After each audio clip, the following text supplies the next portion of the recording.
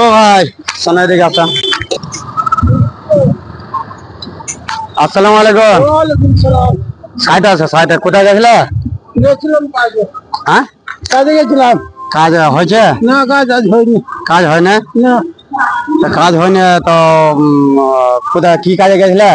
বাগান সপ্তাহ কাজে গেছিলাম। হ্যাঁ, বাগানে বাগানে বাগানে। জঙ্গল পরিষ্কার। ছেলে মেয়ে কটা? ছেলে মেয়ে 3।